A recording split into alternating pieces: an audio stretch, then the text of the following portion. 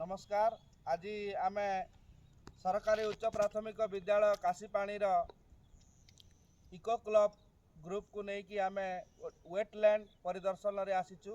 आज गोटे एक्टिविटी माध्यम वेटलैंड परिदर्शन। वेटलैंड कहले आर्द्रता जलभूमि गोटे जलाशय को आम आसीचु। आज सब बुले इको क्लब छात्र छात्री मानक नहीं शिक्षा देवाई एवं से जहाँ शिक्षा करेंगे समस्त छात्र छात्री मानक अवगत करेंगे। परिदर्शन रे आसीचु समस्ते नोटबुक खाता कलम धरिकी आसछंती। आम सहित आम सहयोगी शिक्षक बंधु माने शिक्षक एवं आम शिशु सेविका दीदी आसछंती।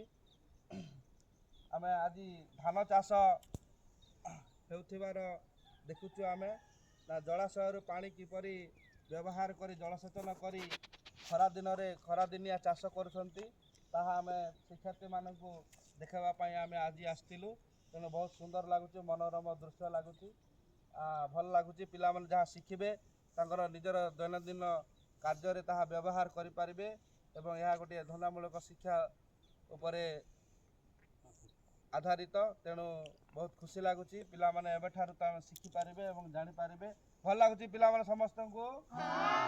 हाँ जगह भल लगुच देखिले तो समस्ते। हाँ गोटे ताली गोटे दे दिया समस्ते। हाँ बहुत भल धन्यवाद। दूर गछलता सब आस